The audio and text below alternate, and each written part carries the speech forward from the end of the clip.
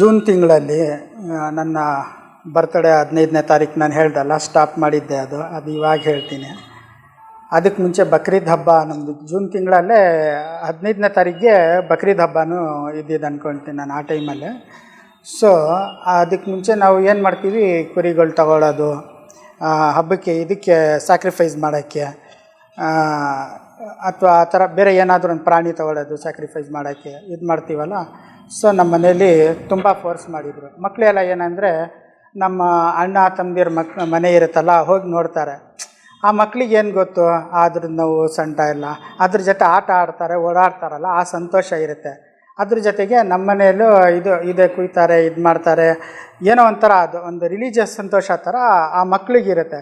ಏನು ನಮ್ಮ ಲೈಫೇ ಒಂಥರ, ನೀನು ಧ್ಯಾನಕ್ಕೆ ಹೋಗ್ಬಿಟ್ಟು ನನ್ನ ಲೈಫೆಲ್ಲ ಹಾಳು ಮಾಡಿಬಿಟ್ಟಿದ್ಯಾ, ನನಗೇನು ಸಂತೋಷ ಇಲ್ಲ, ಒಂದೆರಡು ಕುರಿ ತೊಗೊಂಡ್ಬಿಡಲ್ಲ, ಏನೂ ಮಾಡಲ್ಲ, ಹಂಗೆ ಅಂತ ಮಕ್ಕಳು ಹೇಳ್ಕೊಳ್ತಾಯಿದ್ರು. ಮಕ್ಳಿಗೆ ಪಾಪ ಗೊತ್ತಿಲ್ಲ ಅವ್ರಿಗೆ.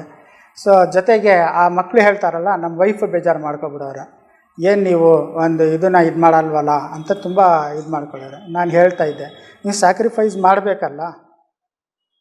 ಅರ್ಥ ಏನಿರೋದು ಇದ್ರದ್ದು? ಸ್ಯಾಕ್ರಿಫೈಸ್ ಅನ್ನೋ ಅರ್ಥ ಏನು? ತ್ಯಾಗ. ಆ ತ್ಯಾಗ ಬಂದ್ಬಿಟ್ಟು ನಾವು ಬರೀ ಪ್ರಾಣಿಗೋಸ್ಕರ ಪ್ರಾಣಿ ಸಾಯಿಸಿದರೆ ನಮಗೆ ತ್ಯಾಗ ಸಿಗುತ್ತಾ? ಸೊ ಬೇರೆ ಏನಾದರೂ ತ್ಯಾಗ ಕೊಡು, ಬೇರೆ ಏನಾದರೂ ಬಲಿದಾನ ಕೊಡು, ಏನೇ ನಿನ್ನ ಹತ್ರ ಇರೋದು ಇಷ್ಟ ಇರೋದು ಐಟಮ್ ಏನಾದರೂ ಕೊಟ್ಬಿಡು, ಅಲ್ಲೇ ನೀನು ತ್ಯಾಗ ಆಗುತ್ತೆ, ದೊಡ್ಡ ತ್ಯಾಗ. ನನಗಿದು ತುಂಬ ಇಷ್ಟ ಇದು ಸರ, ಇದನ್ನು ನಾನು ಕೊಟ್ಬಿಟ್ಟು ಒಬ್ರಿಗೆ ಮದುವೆಗೆ ಕೊಟ್ಬಿಟ್ಟೆ, ದುಡ್ಡು ಅದಕ್ಕೆ ಕೊಟ್ಬಿಟ್ಟೆ ಅಂತ ಕೊಟ್ಬಿಡು, ಅದೆಷ್ಟು ದೊಡ್ಡ ತ್ಯಾಗ ಅಲ್ವಾ? ಅದು ಬಿಟ್ಬಿಟ್ಟು ನಾವು ಈ ಪ್ರಾಣಿಗಳಿಗೆ ಇದು ಮಾಡಿದರೆ ಹೆಂಗೆ ಅಂತ ಹೇಳಿದೆ ನಾನು. ಇಲ್ಲ, ಆ ಥರ ಏನೂ ಇಲ್ಲ, ಅದು ಮಾಡೋದು ಮಾಡ್ತೀವಿ, ಒಳ್ಳೆಯ ಕೆಲಸ, ಜೊತೆಗೆ ಇದು ಮಾಡಲೇಬೇಕು ನಾವು ಅಂತ ತುಂಬ ಹಠ ಇಟ್ಟಿದ್ದೆ. ಹಠ ಇಡೋ ಟೈಮಲ್ಲಿ ನನಗೆ ಯಾಕೋ ಇಂಟ್ಯೂಷನ್ ಬಂತು. ಏನಂದರೆ, ನೀವೇನಾದರೂ ಈ ಥರ ಒಂದು ಕಾರ್ಯದಲ್ಲಿ ತಡ್ಕೊಂಡ್ರೆ ಆರೋಗ್ಯದಲ್ಲಿ ತುಂಬ ದೊಡ್ಡ ಒಂದು ಪ್ರಮಾಣದಲ್ಲಿ ಪ್ರಾಬ್ಲಮ್ ಬರೋದಿರುತ್ತೆ, ಫೇಸ್ ಮಾಡೋಕ್ಕೆ ರೆಡಿಯಾಗಿರಬೇಕು ಅಂತ ಒಂದು ಇಂಟ್ಯೂಷನ್ ಬಂತು. ಆ ಇಂಟ್ಯೂಷನ್ನ ನನ್ನ ವೈಫ್ನ ತುಂಬ ಫೋರ್ಸ್ ಮಾಡಿದ್ರಲ್ಲ, ನಾನು ಹೇಳಿದೆ, ಈ ಥರ ನನ್ನ ಆರೋಗ್ಯದಲ್ಲಿ ತುಂಬ ದೊಡ್ಡ ಒಂದು ಇದು ಬರೋದಿದೆ, ಸೊ ಯೋಚನೆ ಮಾಡ್ಕೊಳ್ಳಮ್ಮ ಅಂತೆ. ನೀನು ಕೊಳ್ಳೇಬೇಕು ಅಂದರೆ ನೀನು ತ್ಯಾಗನ ಮಾಡಲೇಬೇಕು ಅಂತ ಹೇಳಿದರೆ ನನ್ನ ಆರೋಗ್ಯದಲ್ಲಿ ಈ ಥರ ಆಗುತ್ತೆ ಅಂತ ಒಂದು ಇಂಟ್ಯೂಷನ್ ಬಂದಿದೆ, ಅರ್ಥ ಮಾಡ್ಕೊ ಅಂದೆ. ಆ ಥರ ಏನಿಲ್ಲ ರೀ, ನೀವು ನಿಮ್ಮ ಮನಸ್ಸೊಳಗಡೆ ಇರೋ ಊಹೆಗಳದಲ್ಲ, ನೀವು ಗಾಬರಿ ಆಗೋದು, ಟೆನ್ಷನ್ ತೊಗೊಂಡ್ಬಿಡೋದು, ಏನಾಗ್ಬಿಡುತ್ತೋ ಹೆಂಗಾಗ್ಬಿಡುತ್ತೋ ಅಂತ ಟೆನ್ಷನ್ ತೊಗೊಂಡ್ಬಿಡ್ತೀರಾ. ಜಸ್ಟ್ ಊಹೆ ಅದು, ಆ ಥರ ನೀವು ಏನು ತಿಳ್ಕೊಬೇಡಿ, ಏನೂ ಆಗಲ್ಲ, ನೀವು ಗಾಬರಿ ಆಗಬೇಡಿ ಅಂತ ಹೇಳ್ಬಿಟ್ಟು, ಸರಿ ಆಯ್ತಮ್ಮ, ಓಕೆ, ನೀನು ಹೇಳಿದಾರನೇ ತ್ಯಾಗ ಆಗಲಿ, ಹಂಗೆ ತ್ಯಾಗ ಆಗಲಿ, ಪ್ರಾಣಿನೇ ಕೊಡಲಿ, ಪರವಾಗಿಲ್ಲ ಅಂದೆ. ಅದು ಪ್ರಾಣಿನ ಅಲ್ಲಿ ಬುಕ್ ಮಾಡಿದರು ತ್ಯಾಗ ಮಾಡೋಕ್ಕೆ. ಇನ್ನು ನಾಳೆ ನಾನು ಅವ್ರಿಗೆ ಇದನ್ನು ಹೇಳಿದೆ, ನೀನು ಯಾವಾಗ ತ್ಯಾಗ ಕೊಡ್ತೀಯೋ ಇದು ಆ ಮಾಂಸನ ಡಿಸ್ಟ್ರಿಬ್ಯೂಟ್ ಮಾಡೋಕ್ಕೆ ನಮ್ಮ ಮನೆಗೆ ನಾನು ಮನೇಲಿ ಇರಲ್ಲ. ಎಲ್ಲೋಗಿರ್ತೀಯ ನೀನು ಅಂದರು. ನನಗೆ ಗೊತ್ತಿಲ್ಲಪ್ಪ ಎಲ್ಲೋಗಿರ್ತೀನೋ, ಬಟ್ ಮನೇಲಂತೂ ನಾನು ಇರಲ್ಲ, ನನಗೆ ಗೊತ್ತಿರೋ ಪ್ರಕಾರ, ನನ್ನ ಇಂಟ್ಯೂಷನ್ ಪ್ರಕಾರ ನನ್ನ ಮನೇಲೂ ಇರಲ್ಲ ಇಲ್ಲಿ. ಸರಿ, ನಿಮ್ಮಿಷ್ಟ, ನೀವೆಲ್ಲಾದರೂ ಹೋಗಿ, ನಾವೇ ಮಾಡ್ಕೊತೀವಿ, ಈ ಕರ್ಮಗಳಲ್ಲಿ ನಾನು ಸಿಗಾಕೊಳ್ಳೋಕೆ ಇಷ್ಟಪಡಲ್ಲ. ಆದರೂ ಕರ್ಮನೇ, ಅವ್ರಿಗೆ ಸಪೋರ್ಟ್ ಮಾಡಲೇಬೇಕಲ್ಲ ತ್ಯಾಗ ಮಾಡೋಕ್ಕೆ. ಅವ್ರ ಹತ್ರ ಏನು ದುಡ್ಡು ಇರುತ್ತಾ?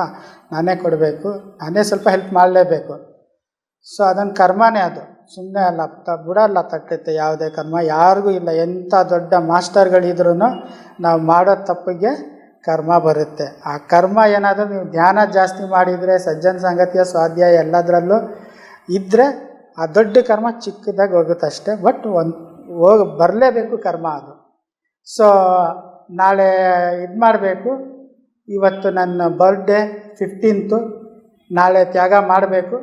ಇವತ್ತು ಮೇಜರ್ ಅಟ್ಯಾಕ್ ಆಯಿತು, ಹಾರ್ಟ್ ಅಟ್ಯಾಕು, ಮೇಜರ್ ಅಟ್ಯಾಕ್ ಆಯಿತು. ಅಟ್ಯಾಕ್ ಆಗಿದ ತಕ್ಷಣವೇ ಕರ್ಕೊಂಡು ಹೋದರು ಆಸ್ಪತ್ರೆಗೆ. ಅಲ್ಲಿ ಧ್ಯಾನ ಸ್ಥಿತಿಯಲ್ಲೇ ನಾನು ಇದು ಹಾಸ್ಪಿಟ್ಲ್ ಕರ್ಕೊಂಡು ಹೋಗೋ ಟೈಮಲ್ಲೂ ಉಸಿರು ತುಂಬ ಚಿಕ್ಕದಾಗ್ಬಿಟ್ಟಿತ್ತು, ಉಸಿರಾಡೋಕ್ಕಾಗ್ತಾಯಿಲ್ಲ, ಮೇಜರ್ ಅಟ್ಯಾಕ್ ಆಗಿರೋದು. ಸಣ್ಣ ಉಸಿರಿನಲ್ಲೇ ನನಗೆ ಗೊತ್ತಿತ್ತಲ್ಲ, ಉಸಿರಿದ್ರೆ ಶಿವ, ಉಸಿರಿಲ್ಲ ಅಂದರೆ ಶವ ಅಂತ. ಅದರಲ್ಲೇ ಧ್ಯಾನ ಮಾಡ್ಕೊಂಡು ಆ ಕಾರ್ ಒಳಗಡೆ ಧ್ಯಾನ ಮಾಡ್ಕೊಂಡು ಹೋಗ್ತಾಯಿದ್ದೆ. ಆ ಧ್ಯಾನ ಮಾಡೋದ್ರಲ್ಲಿ ಬೇರೆಯವ್ರಿಗೆ ಗೊತ್ತಿಲ್ವಲ್ಲ, ಬೇರೆ ನನಗೆ ಯಾರ್ಯಾರು ಕಟ್ಕೊಂಡು ಹೋಗ್ತಾರೆ ಅವ್ರಿಗೆಲ್ಲ ಗೊತ್ತಿಲ್ಲ ಇದು ಧ್ಯಾನ ಮಾಡ್ತಾ ಇರೋದಂತ. ಅವರೆಲ್ಲ ಏನಂದರೆ, ಹಿಂಗೆ ಕಣ್ಣು ಮುಚ್ಚಿದ ತಕ್ಷಣ ಎಲ್ಲಿ ಏನಾಗ್ಬಿಡ್ತೀವಿ ಅಂತ, ಕಣ್ ತೆಗಿ, ಗಾಬರಿ ಆಗಬೇಡ, ನಿನ್ಗೆ ಏನಾಗಲ್ಲ ಅಂತ ಇದ್ರು. ಸರಿ, ನನಗೇನು ಆಗಲ್ಲ, ನೀವೇನು ಗಾಬರಿ ಆಗಬೇಡಿ, ಸುಮ್ಮನೆ ಜಸ್ಟ್ ರೆಸ್ಟ್ ತೊಗೊಳ್ತಾ ಇದ್ದೀನಿ. ಇವಾಗ ಅವ್ರಿಗೆ ಹೇಳೋಕ್ಕಾಗಲ್ಲ ನಾನು ಧ್ಯಾನ ಮಾಡ್ತಾಯಿದ್ದೀನಿ, ಅದು ಎಲ್ಲ ಸ್ಟೋರಿ ಹೇಳೋ ಶಕ್ತಿ ಇಲ್ಲ ಅವಾಗೆ. ಸೊ ರೆಸ್ಟ್ ತೊಗೊಳ್ತಾ ಇದ್ದೀನಿ, ನೀವು ಗಾಬರಿ ಆಗಿಬಿಡಿ ಅಂತ ಹೇಳ್ಬಿಟ್ಟು ಸ್ವಲ್ಪ ಹೊತ್ತು 5 ನಿಮಿಷ, 2 ನಿಮಿಷ, 1 ನಿಮಿಷ, 60 ಸೆಕೆಂಡ್ ಎಷ್ಟಾಗುತ್ತೆ ಅಷ್ಟು ಧ್ಯಾನ ಮಾಡ್ಕೊಂಡು ಆಸ್ಪತ್ರೆಗೆ ಕರ್ಕೊಂಡೋದ್ರು. ಕರ್ಕೊಂಡೋಗಿದ ತಕ್ಷಣ ಅವ್ರು ಹೇಳಿದರು ಇವ್ರಿಗೆ ಮೇಜರ್ ಅಟ್ಯಾಕ್ ಆಗಿದೆ, ಬೇಗ ICU ಕರ್ಕೊಂಡೋಗಿ. ICU ಕರ್ಕೊಂಡೋದ್ರು. ಅಲ್ಲಿ ಒಂದು ಇಂಜೆಕ್ಷನ್ ಕೊಡ್ತೀವಿ, ಇಂಜೆಕ್ಷನ್ ಕೊಟ್ಟರೆ ರಿಯಾಕ್ಷನ್ ಆಗುತ್ತೆ. ಒಬ್ಬರಿಗೆ ರಿಸಸ್ಸಲ್ಲಿ ರಕ್ತ ಹೋಗುತ್ತೆ, ಒಬ್ಬರಿಗೆ ಪ್ಯಾರಲಿಸಿಸ್ ಆಗುತ್ತೆ, ಏನು ಬೇಕಾದರೂ ಆಗ್ಬೋದು, ಹೇಳೋಕ್ಕಾಗಲ್ಲ, ಗ್ಯಾರಂಟಿ ಇಲ್ಲ. ಬಟ್ ಇದೇ ಒಂದು ಇಂಜೆಕ್ಷನಲ್ಲಿ ಉಳ್ಕೋಬೇಕಂದ್ರೂ ಇದೇ ಒಂದು ಇಂಜೆಕ್ಷನ್ ಅವ್ರಿಗೆ, ಬೇರೆ ದಾರಿ ಇಲ್ಲ. ನಿಮಗೆ ಉಳ್ಕೊಳ್ಳೋದು ಇದ್ದರೆ ಹೋಗಂಗಿದ್ರು ಇದೆ. ಸರಿ ಆಯಿತು ಕೊಡಿ, ಇನ್ನೇನು ಮಾಡ್ತೀರಾ, ಬೇರೆ ದಾರಿ ಇಲ್ವ? ನಮ್ಮ ಬ್ರದರು ಸೈನ್ ಹಾಕ್ಬಿಟ್ರು ಪೇಪರ್ ಮೇಲೆ, ಪರವಾಗಿಲ್ಲ ಕೊಡಿ ಅಂತ ಹೇಳ್ಬಿಟ್ಟು. ನನ್ನ ಪಕ್ಕದಲ್ಲೇ ಇರೋನು ಅದೇ ಇಂಜೆಕ್ಷನ್ಗೆ ಬೆಡ್ ಪಕ್ಕದಲ್ಲಿ ಒದ್ದಾಡ್ಬಿಡ್ತಾ ಇದ್ದಾನೆ. ಆ ಇಂಜೆಕ್ಷನ್ಗೆ ತಡ್ಕೊಳ್ತಾ ಇಲ್ಲ ಅವನು. ಈ ಪಕ್ಕದಲ್ಲಿ ಇಲ್ಲೂ ಸೊಂಟ ನೋವು, ಆ ನೋವು, ನನಗೆ ಆಗ್ತಾಯಿಲ್ಲ ರೀ ಅಂತ ಒಂದೊಂದು ಸೌಂಡು ಕಿರ್ಚ್ತಾರೆ ICU. ನನಗೆ ಹೆಂಗಾಗಬೇಕು, ಫಸ್ಟೇ ಹಾರ್ಟ್ ಪೇಷಂಟು, ಆ ಕಿರ್ಚೋದು ಇನ್ನೂ ನಮಗೆ ಭಯ ಆಗುತ್ತೆ. ಅದರಲ್ಲೂ ನಾನು ಸ್ವಲ್ಪ ನಮ್ಮ ತಾಯಿ ಮೇಲೆ ಹೋಗಿರೋದು, ನಮ್ಮ ತಾಯಿ ತುಂಬ ಭಯ ಪಡೋರು, ಭಯ ಪಟ್ಕೊಂಡೆ ಅವರು ಹೊರಟೋಗ್ಬಿಟ್ರು. ಸೊ ಅದೇ ಥರ ನನಗೂ ತುಂಬ ಭಯ ಆಯಿತು, ಪ್ರಾಣಿದ ಮೇಲೆ ಭಯ. ಆ ಭಯದಲ್ಲಿ ಆ ಥರ ಕಿರ್ಸ್ಕೊಂಡ್ರೆ ನಮಗೂ ಭಯ. ನಾನು ಒಂದೇ ಕೆಲಸ ಮಾಡಿದೆ, ಏನಾದರೂ ಆಗ್ಬಿಡಲಿ, ಏನೂ ನನ್ನ ಕೈಯಲ್ಲಿಲ್ಲ, ಎಲ್ಲ ನನ್ನ ಕೈಯಲ್ಲಿಲ್ಲ. ನನ್ನ ಕೈಯಲ್ಲಿರೋದು ಒಂದೇ ಒಂದು ಧ್ಯಾನ. ಆ ಧ್ಯಾನ ಏನಂದರೆ ನಿಜವಾಗ್ಲೂ ನಮ್ಮ ಸುಭಾಷ್ ಪತ್ರಿಜಿ ಗುರುಗಳು ಏನಂದರೆ, ಧ್ಯಾನ ಅಂದರೆ ಏನು, ನನ್ನ ಪ್ರಕಾರ ಏನಂದರೆ ಒಂದು ಮ್ಯಾಜಿಕಲ್ ಸ್ಟಿಕ್ಕು, ಒಂದು ಸ್ಟಾರ್ ಇರುತ್ತೆ ನೋಡಿ. ಇದರಲ್ಲಿ ಹೇಳ್ತಾರಲ್ಲ, ಯಾವುದೋ ಒಂದು ನನ್ನ ಚಿಕ್ಕನಿರುವಾಗಿ ಸಬೀನಾ ಅಂತ ಒಂದು ಸೀರಿಯಲ್ ಬರ್ತಾಯಿತ್ತು DD1ಅಲ್ಲಿ. ಹಿಂಗೆ ಸ್ಟಾರ್ ಇಟ್ಕೊಂಡು ಏನು ಬೇಕು ಹಿಂಗೆ ಮಾಯ ಮಾಡಿಬಿಟ್ಟು ಕೊಟ್ಬಿಡೋರು ನಿಮಗೆ. ಆ ಥರ ಒಂದು ಸ್ಟಿಕ್, ಅದು ಒಂದು ಇದು ಕೊಟ್ಟಿದ್ದಾರೆ, ಅದು ಸ್ಟಾರ್ ಇರೋ ಒಂದು ಸ್ಟಿಕ್ಕು, ಒಂದು ಕೋಲ್ ಕೊಟ್ಬಿಟ್ಟಿದ್ದಾರೆ. ಅದು ಒಂದು ಅದ್ಭುತವಾದ ಮ್ಯಾಜಿಕ್ ಇದು, ಅದು ಕೋಲ್ ಕೊಟ್ಟಿರೋದು. ನಿಮ್ಗೇನು ಬೇಕೋ ಅದರಲ್ಲಿ ನೀವು ಪಡ್ಕೋಬೋದು ಅನ್ನೋ ಥರ ಅಷ್ಟು ದೊಡ್ಡ ಒಂದು ಧ್ಯಾನ ಶಕ್ತಿ ನಮ್ಮ ಕೈಯಲ್ಲಿ ಕೊಟ್ಬಿಟ್ಟಿದ್ದಾರೆ. ಸಾಕು. ಸಿದ್ದರಾಮಯ್ಯ ಅವರು ಕ್ಷೀರಭಾಗ್ಯ, ಅನ್ನಭಾಗ್ಯ, ಆ ಭಾಗ್ಯ ಅಂತಾರಲ್ಲ, ಆ ಥರ ನಮ್ಮ ಪತ್ರಿಜಿಯವರು ಧ್ಯಾನ ಭಾಗ್ಯ ಒಂದೇ ಒಂದು ಕೊಟ್ಟಿದ್ದಾರೆ. ಆ ಧ್ಯಾನ ಭಾಗ್ಯದಲ್ಲಿ ಎಲ್ಲ ಭಾಗ್ಯ ಬಂದ್ಬಿಡುತ್ತೆ. ನಮಗೆ ಯಾವುದೇ ಒಂದು ಅನ್ನಭಾಗ್ಯ, ಆ ಭಾಗ್ಯ, ಈ ಭಾಗ್ಯ, ಕೆಲಸ ಭಾಗ್ಯ, ಯಾವ ಭಾಗ್ಯನೂ ಬೇಡ. ನಮಗೆ ಧ್ಯಾನ ಭಾಗ್ಯ ಬಂದ್ಬಿಟ್ರೆ ಆ ಧ್ಯಾನ ಭಾಗ್ಯದಲ್ಲಿ ಎಲ್ಲ ಭಾಗ್ಯಗಳು ಸಿಗ್ಬಿಡುತ್ತೆ. ಇದು 100% ಗ್ಯಾರಂಟಿ. ಇದು ಯಾವುದೇ ಇದರಲ್ಲಿ ಎರಡು ಮಾತೇ ಇಲ್ಲ ಇದರಲ್ಲಿ. ಸೊ ಆ ICU ಅಲ್ಲೂ ನಿದ್ದೆ ಅಂತೂ ಬರ್ತಾ ಇರಲಿಲ್ಲ, ಭಯ ಇರುತ್ತಲ್ಲ. ಆ ಸಿಚುವೇಷನ್ನಲ್ಲಿ, ಆ ಕಷ್ಟದಲ್ಲಿ ಎಲ್ಲಿಂದ ಬರುತ್ತೆ? ಅದು ಆ ಧ್ಯಾನ ಮಾಡಿಕೊಂಡೇ ಇದೆ. ಅದರಲ್ಲಿ ಇನ್ನೊಂದು ಏನು ನೋಡಿದೆ ಅಂದರೆ, ಅಲ್ಲಿ ಆ ಒಂದು ಮೆಡಿಕಲ್ ಇದಕ್ಕೆ ಏನು ಹೇಳ್ತಾರೆ ಗೊತ್ತಿಲ್ಲ, ಅದು ಇದೋಗುತ್ತಲ್ಲ, ಟಿ ಟಿ ಟಿ ಟಿ ಟಿ ಟಿ ಟಿ ಟಿ ಟಿ ಟಿ ಟಿ ಅಂತ ECG ಇದು ಸೌಂಡ್ ಬರುತ್ತಲ್ಲ, ಅದು ನಮ್ಮ ಇದು ಹಾರ್ಟ್ ರೇಟ್ ಹೆಂಗಿದೆ ಅಂತ ಅದು ತೋರಿಸುತ್ತಲ್ಲ. ಅದರಲ್ಲಿ ಏನು ನೋಡಿದೆ, ಅಬ್ಸರ್ವೇಷನ್ನು, ನಾನು ಯಾವಾಗ ಟೆನ್ಷನ್ ತೊಗೊಳ್ತಾ ಇದ್ದೀನಿ, ಗಾಬರಿ ಆಗ್ತಾಯಿದ್ದೀನಿ, ರಾಂಗ್ ವೇರಿಯೇಷನ್ ಮಾಡ್ತಾಯಿದೆ. ಅದು ಯಾವಾಗ ನಾನು ಧ್ಯಾನಕ್ಕೆ ಕೈ ಜೋಡಿಸ್ಕೊಂಡು ಕಾಲಿನ ಮೇಲೆ ಕಾಲು ಜೋಡಿಸ್ಕೊಂಡು ಹಿಂಗೂ ಮಲ್ಕೋಬೇಕಲ್ಲ, ಮಲ್ಕೊಂಡಿರೋ ಜಾಗದಲ್ಲೇ ಹಿಂಗೆ ನಾನು ಕೈ ಜೋಡಿಸ್ಕೊಂಡು ಧ್ಯಾನ ಸ್ಥಿತಿಗೆ ಧ್ಯಾನ ಮಾಡ್ತಾಯಿದ್ದೀನಿ. ಸ್ಥಿತಿ ಓಕೆ, ಹೋಗೋಕ್ಕಾಗಲ್ಲ ಅಷ್ಟೊಂದು ಡೀಪಾಗಿ ಆ ಒಂದು ಸಿಚುವೇಷನಲ್ಲಿ, ಆ ಒಂದು ಕಷ್ಟದಲ್ಲಿ ಒಪ್ಕೊಳ್ತೀನಿ. ಬಟ್ ಆದರೂ ನಮ್ಮ ಕೆಲಸ ಇಷ್ಟೇ, ಎಲ್ಲಿ ಆಗುತ್ತೆ ಅಲ್ಲಿವರೆಗೂ ನಮ್ಮ ಉಸಿರನ್ನು ತೊಗೊಳ್ಬೇಕು. ಹಿಂಗೆ ಕಾಲು ಮಾಡ್ಕೊಂಡು ಹಿಂಗೆ ಧ್ಯಾನ ಸ್ಥಿತಿಗೆ ಹೋಗ್ತಾಯಿದ್ದೀನಿ. ಆ ವೇರಿಯೇಷನ್ ಮತ್ತೆ ನಾರ್ಮಲ್ ಬರ್ತಾಯಿದೆ. ಸೊ ಅಲ್ಲಿ ಅಬ್ಸರ್ವ್ ಮಾಡ್ತಾಯಿದ್ದೀನಿ, ಇಲ್ಲಿ ಅಬ್ಸರ್ವ್ ಮಾಡ್ತಾಯಿದ್ದೀನಿ. ಓಹೋ, ಈ ವೇರಿಯೇಷನ್ ಎಲ್ಲ ನನ್ನ ಒಂದು ಪ್ರಾಣಶಕ್ತಿ, ನನ್ನೊಂದು ಧೈರ್ಯದ ಮೇಲೆ ಹೋಗುತ್ತೆ. ಆ ಧೈರ್ಯ ಎಲ್ಲಿಂದ ಬರುತ್ತೆ? ಈ ಧ್ಯಾನದಲ್ಲೇ ಬರುತ್ತೆ. ಸೊ ಯಾರಾದರೂ ಬಂದರೆ ಒಂದು 2 ನಿಮಿಷ ನಗಿಯೋದು, ಒಂಚೂರು ಏನಾಗಲ್ಲ ಅಂತ ಇದು ಮಾಡೋದು, ಧ್ಯಾನಕ್ಕೆ ಇದು ಮಾಡಿಬಿಡೋದು. ಹಂಗೆ ಧ್ಯಾನ ಮಾಡ್ಕೊಂಡು ಹಂಗೆ ಮಲ್ಕೊಂಡೆ. ಅದರಲ್ಲಿ ಒಬ್ಬರು ನನ್ನ ಪಕ್ಕದಲ್ಲಿರೋರು ರೈಟ್ ಸೈಡ್ ತೀರ್ಕೊಬಿಟ್ರು, ಮತ್ತು ಲೆಫ್ಟ್ ಸೈಡು ತೀರ್ಕೊಳ್ಳೋಷ್ಟು ಒಂದು ಕಂಡೀಷನ್ ಇತ್ತು. ಆಮೇಲೆ ಏನಾಯಿತು ಗೊತ್ತಿಲ್ಲ. ಬೆಳಿಗ್ಗೆ ಆಯಿತು. ಬೆಳಿಗ್ಗೆ ಆಗಿದ್ಮೇಲೆ ಸ್ವಲ್ಪ ನನಗೆ ಕಂಟ್ರೋಲಿಗೆ ಬಂತು. ಸ್ವಲ್ಪ ಆಲ್ಮೋಸ್ಟ್ ರಾತ್ರಿಗೆ ಬೆಳಿಗ್ಗೆಗೆ ತುಂಬ ಡಿಫ್ರೆನ್ಸ್ ಆಯಿತು. ಆ ಇಂಜೆಕ್ಷನಿಂದ ಯಾವುದೇ ಒಂದು ರಿಯಾಕ್ಷನ್ ನನಗೆ ಆಗಿಲ್ಲ, ಒಂಚೂರು ರಿಯಾಕ್ಷನ್ ಆಗಿಲ್ಲ, ಬರೀ ಆ್ಯಕ್ಷನ್ ಆಯಿತು. ಅದು ಒಳ್ಳೆ ಆ್ಯಕ್ಷನ್ ಆಯಿತು. ಸೊ ಆರೋಗ್ಯದ ಮೇಲೆ ಸುಧಾರಣೆ ಬಂದ್ಬಿಡ್ತು ನನಗೆ. ಆರೋಗ್ಯದ ಮೇಲೆ ಸುಧಾರಣೆ ಬಂದಮೇಲೆ ನನಗೆ ನಾರ್ಮಲ್ ವಾರ್ಡ್ಗೆ ಶಿಫ್ಟ್ ಮಾಡಿದರು. ಅಲ್ಲಿನೂ ನಾನು ಕೂತ್ಕೊಂಡು ಧ್ಯಾನ ಮಾಡ್ತಾಯಿದ್ದೆ. ಆ ಧ್ಯಾನ ಮಾಡೋ ಟೈಮಲ್ಲಿ ಅಲ್ಲಿ ಅಕ್ಕಪಕ್ಕ ಪೇಷಂಟ್ಸ್ಗಳು ಏನಿದ್ರು ಅವ್ರುಗಳು ಪೇಷಂಟ್ಸೇ ಅಲ್ಲ, ನನ್ನ ಪ್ರಕಾರ ಪೇಷಂಟ್ಸೇ ಅಲ್ಲ. ಅವ್ರುಗಳು ಮಾಸ್ಟರ್ಸ್ಗಳು. ನಾನು ಭಯ ಪಡ್ಕೊತಾ ಇರ್ತೀನಲ್ಲ, ಅದಕ್ಕೋಸ್ಕರ ನಾನು ಭಯ ಪಡಬಾರ್ದು ಅಂತ ನನ್ನ ಒಂದು ಕಾನ್ಫಿಡೆನ್ಸ್ ಲೆವೆಲ್ನ ಮೇಲಕ್ಕೆ ಮಾಡೋಕ್ಕೋಸ್ಕರ ಅವ್ರು ಬಂದಿದ್ದಾರೆ ಥರ ನನಗೆ ಕಾಣಿಸಿದ್ರು. ಪ್ರತಿಯೊಬ್ಬರು ಅಲ್ಲಿ ಪೇಷಂಟ್ಸು ಮಾಸ್ಟರ್ಸ್ಗಳ ಥರ ಇದ್ದರು. ನನಗೆ ಯಾವ ಥರ ಟ್ರೀಟ್ ಮಾಡಿದರು ಅಂದರೆ, ನಾನಲ್ಲಿ ಧ್ಯಾನ ಮಾಡ್ಕೊಂಡು ಕೂತ್ಕೊಳ್ತಾ ಇದ್ದೆ. ಇದರಲ್ಲಿ ಕೂತ್ಕೊಳ್ಳೋಕ್ಕೆ ಎಲ್ಲ ಆಗ್ತಾಯಿತ್ತಲ್ಲ, ಕೂತ್ಕೊಂಡು 10 ನಿಮಿಷ, 5 ನಿಮಿಷ, 15 ನಿಮಿಷ ಅಷ್ಟೇ ಆಗ್ತಾಯಿದ್ದಿದ್ದು. ಅಷ್ಟೇ ಮಾಡ್ತಾ ಕೂತ್ಕೊಳ್ತಾ ಇದ್ದೆಲ್ಲ. ಅಲ್ಲೊಬ್ಬರು ಮುಂದ್ಗಡೆ ಒಬ್ಬರು ಬ್ರಾಹ್ಮಿನ್ಸು ಅವ್ರು ಕೇಳಿದರು, ಏನಪ್ಪ 5 ನಿಮಿಷಕ್ಕೆ ನೀನು 10 ನಿಮಿಷ ಏನೋ ಕಣ್ಣು ಮುಚ್ಕೊಂಡು ಕೂತ್ಕೊಳ್ತೀಯಲ್ಲ ಅಂತ. ಸರ್ ಅದು ಏನಿಲ್ಲ, ಜಸ್ಟ್ ನಾನು ಧ್ಯಾನ ಮಾಡ್ತೀನಿ. ಧ್ಯಾನ ಮಾಡ್ತೀಯ? ನಿನ್ನ ಹೆಸರೇನು? ಮೊಯ್ನುದ್ದೀನ್. ನೀವು ಮುಸ್ಲಿಮ್ಸ್ ಅಲ್ಲ ರೀ? ಹೌದು ಸರ್, ಮುಸ್ಲಿಮ್ಸ್ ಆದರೆ ಏನಾಯಿತು, ಧ್ಯಾನ ಮಾಡೋಕ್ಕೆ ಹಿಂದೂ ಮುಸ್ಲಿಮ್ ಅಲ್ಲಲ್ಲಪ್ಪ, ಹಂಗಿಲ್ಲ, ಯಾರು ಬೇಕಾದರೂ ಮಾಡ್ಬೋದು. ಬಟ್ ನಾನು ನೋಡೋ ಪ್ರಕಾರ ಮುಸ್ಲಿಮ್ಸ್ ಯಾರು ಧ್ಯಾನ ಎಲ್ಲ ಮಾಡಲ್ಲಲ್ಲ, ಅದಕ್ಕೆ ನಾನು ಕೇಳಿದೆ, ಬೇಜಾರು ಮಾಡ್ಕೋಬೇಡ. ಇಲ್ಲ ಸರ್, ಏನು ಬೇಜಾರು ಮಾಡಲ್ಲ. ಇದು ನಾನು ಧ್ಯಾನ ಮಾಡ್ತಾ ಇರೋದು. ಧ್ಯಾನ ಇಷ್ಟು ವರ್ಷದಿಂದ ಮಾಡ್ತಾಯಿದ್ದೀನಿ. ಹೌದು, ಓಕೆ. ಸ್ವಲ್ಪ ನೋಡ್ಕೊಂಡಪ್ಪ ರಜಾ, ಇನ್ಮೇಲೆ ಸ್ವಲ್ಪ ಆದಷ್ಟು ಮಾಂಸ ಸ್ವಲ್ಪ ಕಡಿಮೆ ಮಾಡು ಅಂದರೆ. ಇಲ್ಲ ಸರ್, ನಾನು 2 ವರ್ಷ ಮಾಂಸ ಬಿಟ್ಟು ನಾನು ಮಾಂಸನೇ ತಿನ್ನಲ್ಲ. ಮಾಂಸನೇ ತಿನ್ನಲ್ವಾ? ತುಂಬ ಸಂತೋಷಪಟ್ಟರು. ಪರವಾಗಿಲ್ವಲ್ಲ, ವೆರಿ ಗುಡ್, ಒಳ್ಳೆ ಇದಾಗಿದೆ ನಿಮ್ಮದು, ಮಾಡಿ ನೀವು ಧ್ಯಾನ. ನಾನು ಮಾಡ್ತೀನಿ ಸರ್, ನನ್ನ ಮುಂದೆ ನೀವು ಕಾಣಿಸ್ತಾ ಇರೋದು ಏನಕ್ಕಂದರೆ ನೀವು ಧ್ಯಾನ ಮಾಡಲಿ ಅಂತ ಹೇಳಿಬಿಟ್ಟು ದೇವರು ನನಗೆ ಇಲ್ಲಿ ಆಸ್ಪತ್ರೆಗೆ ಕಳಿಸಿದ್ದಾನೆ. ಸೊ ದಯವಿಟ್ಟು ನೀವು ಈ ಧ್ಯಾನನ ಅಳವಡಿಸ್ಕೊಳ್ಳಿ. ನಿಮ್ದು ಏನಿದೆ ಅದು ರಿಲೀಜಿಯಸ್ ಪ್ರೋಗ್ರಾಮ್ ಮಾಡಿ, ಅದ್ರ ಜೊತೆಗೆ ನೀವು ಧ್ಯಾನನೂ ದಯವಿಟ್ಟು ಮಾಡಿ ಸರ್, ಈ ಥರ ಮಾಡಬೇಕು ಅಂತ ಅಲ್ಲಿರೋರು ಅಕ್ಕಪಕ್ಕದವ್ರಿಗೆ ಎಲ್ರಿಗೂ ಧ್ಯಾನ ಹೇಳ್ಕೊಟ್ಬಿಟ್ಟೆ. ಈ ಥರ ಧ್ಯಾನ ಮಾಡಿ ಅಂತ ಹೇಳ್ಬಿಟ್ಟು ಧ್ಯಾನ ಮಾಡಿಬಿಟ್ಟು ಹೇಳ್ಕೊಟ್ಟೆ. ಅಲ್ಲಿಂದ ಇನ್ನೇನು ಆಂಜಿಯೋಗ್ರಾಮ್, ಇಲ್ಲಿಂದ ಪೈಪ್ ಬಿಡ್ತಾರೆ ಒಳಗಡೆ, ಪೈಪ್ ಇಲ್ಲಿಂದ ಬಿಡ್ತಾರೆ, ಇಲ್ಲಿಗೆ ಹೋಗುತ್ತೆ. ಅದು ಕಷ್ಟ ಆಗುತ್ತೋ ಕಷ್ಟ ಆಗಲ್ವೋ ಆಮೇಲಿಂದ ವಿಷಯ. ಬಟ್ ಅದು ಪೈಪ್ ಇಲ್ಲಿಂದ ಇಲ್ಲಿಗೆ ಎದೆ ಒಳಗಡೆಯಿಂದ ಹಿಂಗೆ ಹೋಗುತ್ತೆ ಅಂದರೆ ಮನಸ್ಸು ಒಳಗಡೆ ಒಂದು ಇದು ಕ್ರಿಯೇಟ್ ಮಾಡ್ಕೊತೀವಿ. ಪಾ ಎಷ್ಟು ಡೇಂಜರ್ ಅದು, ಎಷ್ಟು ನೋವು, ಎಷ್ಟು ಕಷ್ಟ, ನಾವು ಸಹನೆ ಮಾಡ್ಕೋಬೇಕಲ್ಲಪ್ಪ ದೇವರೇ, ಏನು ಮಾಡೋದು ನಾನೀಗ? ಇವರು ಬೇರೆ ದಾರಿ ಇಲ್ಲ, ನೀವು ಆಂಜಿಯೋಗ್ರಾಮ್ ಮಾಡಲೇಬೇಕು. ಇಲ್ಲ ಹೋಗ್ತೀರಾ ಅಂದರೆ ಮೇಜರ್ ಅಟ್ಯಾಕ್ ಆಗಿರೋದು, ಆಮೇಲೆ ಏನಾದರೂ ಹೆಚ್ಚು ಕಮ್ಮಿ ಆದರೆ ನಿಮ್ಮದೇ ಜವಾಬ್ದಾರಿ, ಹೋಗಿಬಿಡಿ, ತೊಂದರೆ ಇಲ್ಲ. ಮತ್ತೆ ಅಟ್ಯಾಕ್ ಬಂದರೆ ನಾವೇನು ಇದು ಮಾಡೋಕ್ಕಾಗಲ್ಲ, ಅದು ಎಲ್ಲೆಲ್ಲಿ ಎಷ್ಟೆಷ್ಟು ಬ್ಲಾಕ್ ಆಗಿದೆ ಅದರಲ್ಲೇ ಚೆಕ್ ಮಾಡಬೇಕು ಅಂತ ಹೇಳಿದರು. ನನಗೆ ತುಂಬ ಒಂದು ಅಟ್ಯಾಕ್ ಆಗಿರೋದು ಆಗಿದ್ದು.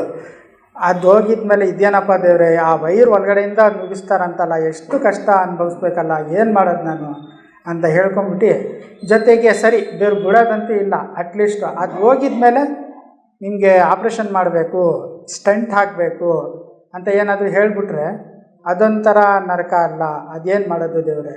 ಸರಿ, ನಾನು ಮತ್ತೆ ಧ್ಯಾನದಲ್ಲಿ ಕೂತ್ಕೊಂಡೆ, ಅಲ್ಲೇ ಆಸ್ಪತ್ರೆಯಲ್ಲೇ ಧ್ಯಾನದಲ್ಲಿ ಕೂತ್ಕೊಂಡೆ. ನಾನು ಇಡೀ ಈ ಜನ್ಮದಲ್ಲಿ ಅಥವಾ ಬೇರೆ ಯಾವುದೇ ಒಂದು ಗತ ಜನ್ಮದಲ್ಲಿ, ಯಾವುದೇ ಜನ್ಮದಲ್ಲಿ ನಾನು ಈ ಪ್ರಾಣಿ ಜಗತ್ತು ಮತ್ತು ಈ ಮನುಷ್ಯ ಜಗತ್ತು ಅಥವಾ ಈ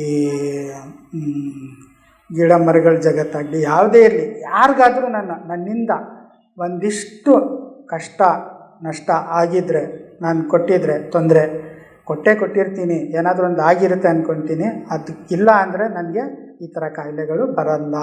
ಸೊ ಇದೆಲ್ಲ ಕರ್ಮನೇ ನನಗೆ ಬರ್ತಾ ಇರೋದು.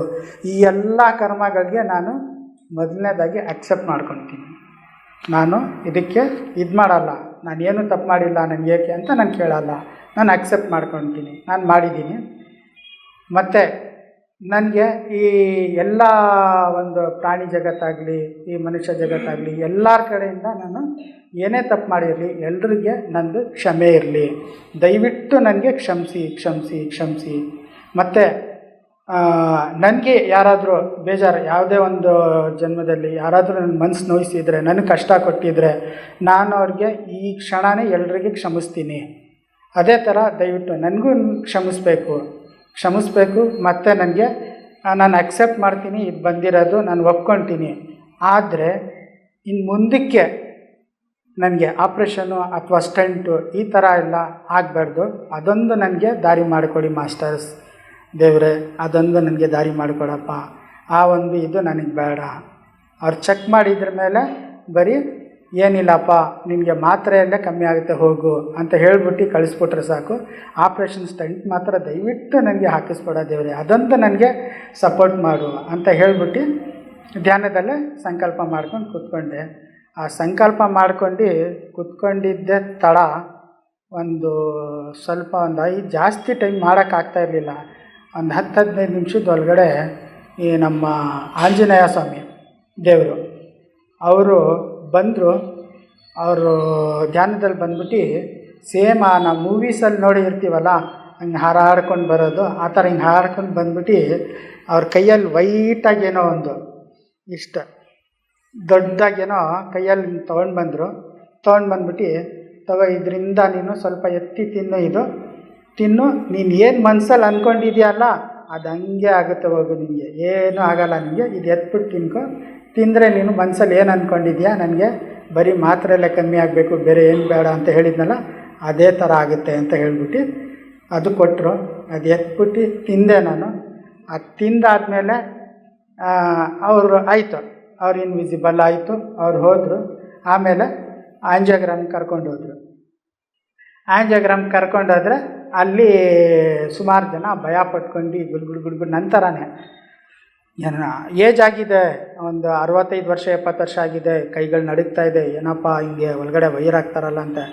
ಅಮ್ಮ ಆ ಥರ ಏನೂ ಆಗಲ್ಲ, ಭಯ ಪಡಬೇಡಿ, ಅದಕ್ಕೇನು ನೋವು ಆಗಬೇಕಂತ ಏನಿಲ್ಲ, ಅವ್ರು ಏನೇನೋ ಕೊಟ್ಟಿರ್ತಾರೆ ಅದ್ರ ಪ್ರಕಾರ ಏನೂ ನೋವಾಗಲ್ಲ, ಏನು ಭಯ ಪಡೋಂಗಿಲ್ಲ. ನೀವು ಧ್ಯಾನ ಮಾಡಿ ನೋಡಿ, ನಾನು ಧ್ಯಾನ ಮಾಡ್ತೀನಿ, ಏನು ನೋಡಿ ನನಗೆ ನೋಡಿ ಏನು ಭಯ ಇಲ್ಲ ನನಗೆ. ಆ ಥರ ನೀವು ನೋಡಿ ಯಾವ ಥರ ಮಾಡಬೇಕಪ್ಪ, ಈ ಥರ ಮಾಡಬೇಕು, ಉಸಿರ ಮೇಲೆ ಗಮನ ಕೊಡಿ, ಮತ್ತು ಸಂಕಲ್ಪ ಮಾಡ್ಕೊಳ್ಳಿ, ಇವತ್ತಿಂದ ಸ್ಟಾರ್ಟ್ ಮಾಡಿದ್ದೀನಿ, ಕೊನೆವರೆಗೆ ಮಾಡ್ತೀನಿ, ಯಾವುದೇ ಥರ ನನ್ನ ಪ್ರಾಣಿಗೆ ತೊಂದರೆ ಕೊಡಲ್ಲ ಅಂತ ದಯವಿಟ್ಟು ನೀವು ಸಂಕಲ್ಪ ಮಾಡ್ಕೊಂಡು ಧ್ಯಾನ ಮಾಡಿ. ನೀವು ಏನೂ ಆಗಲ್ಲ, ಭಯ ಪಡಬಾರ್ದು. ನೋಡಿ ನಾನು ಬಂದಿದ್ದೀನಿ ಎಷ್ಟು ಧೈರ್ಯವಾಗಿ, ಒಳಗಡೆ ಪಟ್ ಅಂತ ನನಗೂ ಹೊಡ್ಕೊಳ್ತಾ ಇದೆ, ಭಯ ಇರುತ್ತೆ, ಯಾರಿಗಿರಲ್ಲ. ಆದರೂ ನಾನು ಆ ಥರ ಅಲ್ಲಿರೋರನ್ನ ಸ್ವಲ್ಪ ಜನಕ್ಕೆ ಅಲ್ಲೂ ಧ್ಯಾನ ಹೇಳ್ಕೊಟ್ಬಿಟ್ಟೆ. ಅದಾದಮೇಲೆ ಒಳಗಡೆ ಕರ್ಕೊಂಡೋಗ್ಬಿಟ್ಟು ಆಂಜಿಯೋಗ್ರಾಮ್ ಮಾಡಿಬಿಟ್ಟು ಎಲ್ರಿಗೆ ಅಲ್ಲಿ ನಿಮ್ಮ ಡಾಕ್ಟ್ರು ಬರ್ತಾರೆ ಹೇಳ್ತಾರೆ ಅಂತ ಕಳಿಸ್ಬಿಟ್ರು ಸುಮಾರು ಜನಗೆ.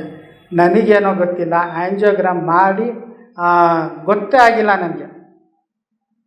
ಸ್ವಲ್ಪ ಒಂಚೂರು ಉರಿ ಆಯಿತು ಈ ಕೈ ಹತ್ರ ಅಷ್ಟೇ, ಬೇರೆ ಇನ್ನೇನು ಆಗಿಲ್ಲ. ಆ ಥರ ಹೇಳ್ಕೊಳ್ಳೋ ನಾವು ಯೋಚನೆ ಏನು ಮಾಡ್ಕೊಂಡಿದ್ದೆ ಅಲ್ಲಿವರೆಗೆ ಒಂದು ಹಿಂಸೆ ಥರ, ಆ ಥರ ಹಿಂಸೆ ಏನೂ ಆಗಿಲ್ಲ. ಪಿರಮಿಡ್ ಮಾಸ್ಟರ್ಸ್ಗಳು ನಮ್ಮ ಗುರುಗಳಿಗೆ ಎಷ್ಟು ನಾನು ಧನ್ಯವಾದ ಹೇಳಿದರು ಕಡಿಮೆನೇ. ಸೊ ಆ ಥರ ನನಗೆ ಏನು ಅಷ್ಟು ತೊಂದರೆ ನನಗೆ ಅನ್ನಿಸ್ಲಿಲ್ಲ. ಸ್ವಲ್ಪ ಅನ್ನಿಸ್ತು, ಏನು ಎಲ್ಲಾದರೂ ಬಿದ್ದರೂ ಆಗುತ್ತೆ ಆ ಕಷ್ಟ, ಅಷ್ಟೇ ನನ್ನ ಕಷ್ಟ ಅನಿಸಿದ್ದು, ಬೇರೆ ಇನ್ನೇನು ಅನಿಸಿಲ್ಲ. ಅದು ಮಾಡಿ ತೆಗೆದ್ಬಿಟ್ರು, ನನಗೆ ಗೊತ್ತೂ ಆಗಿಲ್ಲ, ತೆಗೆದ್ಬಿಟ್ಟಿರೋದು ಗೊತ್ತಾಗಿಲ್ಲ. ಇನ್ನೂ ಮಲ್ಕೊಂಡಿದ್ದೆ, ಎದ್ದೋಳಪ್ಪ ಅಂದರೆ ಇಲ್ಲ ನೀವು ತೆಗೆದ್ಬಿಡಿ ಆಮೇಲೆ ಎದ್ದೊಳ್ತೀನಿ ಅಂದೆ. ತೆಗ್ದು ಆಯಿತು ಮರ ಎದ್ದೋಳು ಅಂದರು.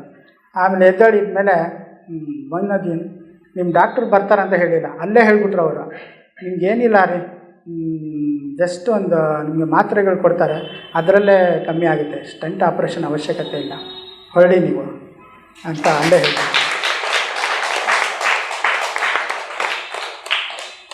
ಅದೊಂಥರ ನನಗೆ ಎಷ್ಟು ಸಂತೋಷ ಆಯಿತು ಅಂದರೆ, ಅವತ್ತಿಂದ ನನಗೆ ಆಂಜನೇಯ ಸ್ವಾಮಿ ಅಂದರೆ ಅವರು ಬರೀ ದೇವರಲ್ಲ, ಈಸ್ ಮೈ ಬೆಸ್ಟ್ ಫ್ರೆಂಡ್.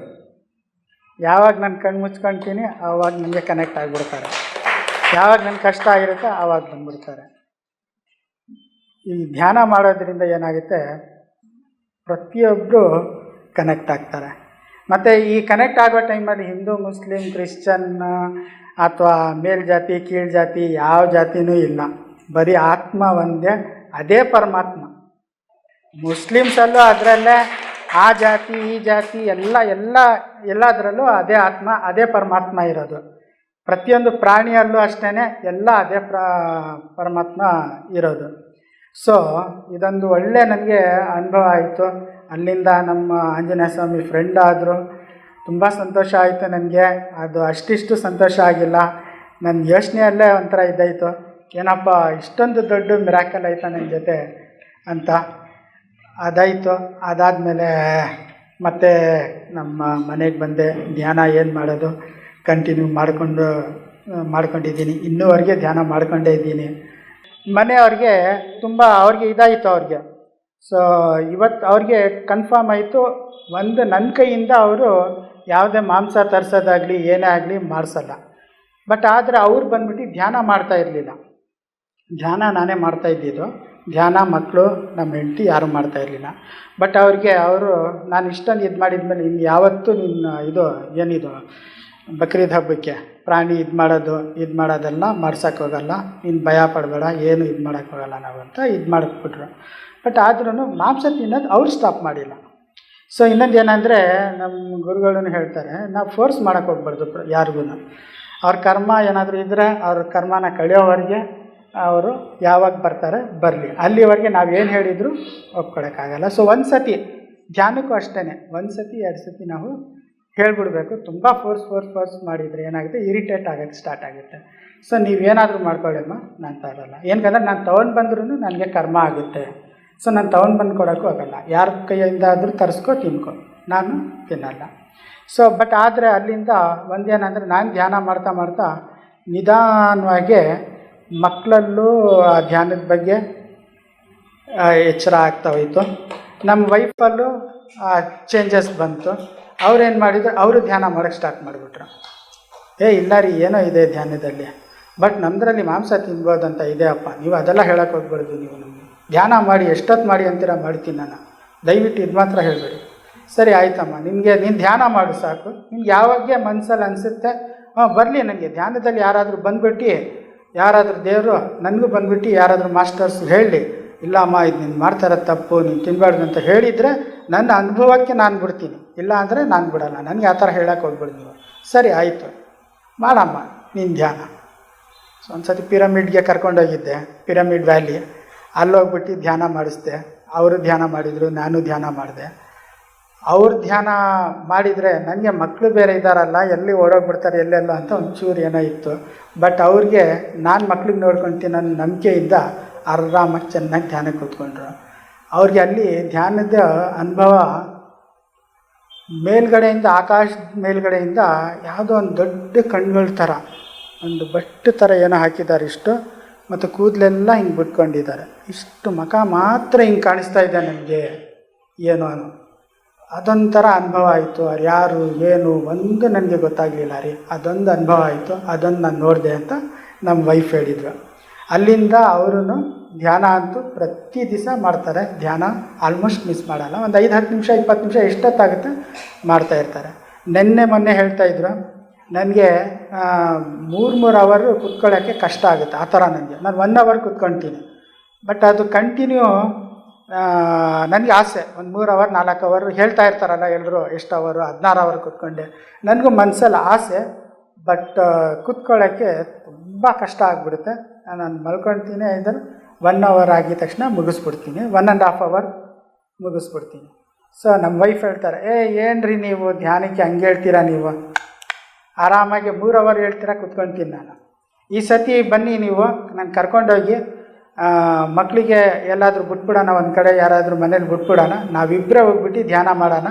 ನನ್ನ ಜೊತೆ ನೀವು ಕೂತ್ಕೊಳ್ಳಿ, ನೀವು 3 ಅವರ್ ಕೂತ್ಕೊಳ್ಬೇಕು, ನಾನು 3 ಗಂಟೆ ಕೂತ್ಕೊಳ್ಬೇಕು. ನಿಮ್ಮ ಒಳಗಡೆ ಏನು ಬ್ಲಾಕೇಜ್ ಇದೆ ಅದು ಎಲ್ಲ ಕಿತ್ತು ಹೋಗ್ಬಿಡ್ಬೇಕು, ಹಂಗೆ ಅದು ಸರ್ಜರಿ ಆಗಿಬಿಡ್ಬೇಕು, ಆಸ್ಟ್ರಲ್ ಸರ್ಜರಿ. ನಿಮಗೆ ಬನ್ನಿ ನಾವಿಬ್ಬರು ಕೂತ್ಕೊಳ್ಳೋಣ ಅಂತ ನೆನ್ನೆ ಹೇಳಿದರು ನನಗೆ.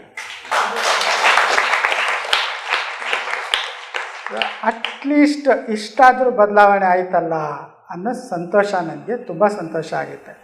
ಸೊ ಮುಂದೆ ಇನ್ನೊಂದು ಸ್ವಲ್ಪ ಇದೆ, ಇನ್ನೊಂದು ಸ್ವಲ್ಪ ಅದು ಬದಲಾವಣೆ ಆಗೋದು ತುಂಬ ದೂರ ಏನಿಲ್ಲ, ಆಗಿಬಿಡುತ್ತೆ ಅಂತ ಒಂದು ನಂಬಿಕೆ ಇದೆ ನನಗೆ. ಮನೆ ವಿಷಯ ನೀವು ಕೇಳಿದ್ದೆ. ಇಷ್ಟೊಂದು ಬದಲಾವಣೆ ಮನೇಲಾಗಿದೆ. ಮತ್ತು ನಮ್ಮ ಅಣ್ಣ ತಮ್ಮದಿರು ಬರ್ತಾರೆ, ಅವ್ರಿಗೂ ಸ್ವಲ್ಪ ಹೇಳ್ತೀನಿ ಧ್ಯಾನದ ಬಗ್ಗೆ. ಹೇಳಿದರೆ ಅವರು ನಕ್ಕೊಂಡು ನನ್ನ ರಿಸರ್ಚ್ ಇರ್ತಾಯಿತ್ತು ಯಾವಾಗಲೂ. ಧ್ಯಾನಕ್ಕೆ ಬರೋಕ್ಕೆ ಮುಂಚೆನೂ ಮುಸ್ಲಿಮ್ ಅಂದರು ಒಂದು ಇದಿಲ್ವಲ್ಲ, ಅದರಲ್ಲೂ ಶಿಯಾ ಇದೆ ಅಥವಾ ನಾರ್ಮಲ್ ಮುಸ್ಲಿಮ್ ಇದ್ರೂ ಅದರೊಳಗಡೆನೂ ಗೌಡಾಸು, ಬ್ರಾಹ್ಮಿನ್ಸು ಆ ಥರ ನಮ್ಮದ್ರಲ್ಲೂ ಇರುತ್ತೆ. ಶೇಖು, ಸಯ್ಯದು, ಅದು ಇದು ಎಲ್ಲ ಸುಮಾರು ಇರುತ್ತೆ. ಅವ್ರೊಂಥರ ಹೇಳ್ತಾರೆ, ಇವ್ರೊಂಥರ ಹೇಳ್ತಾರೆ, ಇವ್ರೊಂಥರ ಹೇಳ್ತಾರೆ, ಅವ್ರ ಥರ. ಏನಪ್ಪ ಇದು ಅಂತ ರಿಸರ್ಚ್ ನಡೀತಾ ಇರುತ್ತೆ ಮೈಂಡಲ್ಲಿ. ಎಲ್ಲಿ ಹೋದರೆ ಸರಿ ಅಂತ. ಅಲ್ಲಿಂದ ಒಂದು ಪಾಯಿಂಟ್ ಇಲ್ಲಿಗೆ ಚೆನ್ನಾಗಿ ಕಾಣಿಸಿದ್ದು ಇಲ್ಲಿ ಜಂಪ್ ಹೊಡೆಯೋದು, ಇಲ್ಲಿಂದ ಒಂದು ಪಾಯಿಂಟ್ ಚೆನ್ನಾಗಿ ಕಾಣಿಸಿದ್ರೆ ಅಲ್ಲಿ ಜಂಪ್ ಹೊಡೆಯೋದು. ಆ ಥರ ಎಲ್ಲ ಮಾಡ್ತಾ ಇದ್ದಿದ್ದು ನಮ್ಮ ಬ್ರದರ್ಗಳು ನೋಡಿದರು.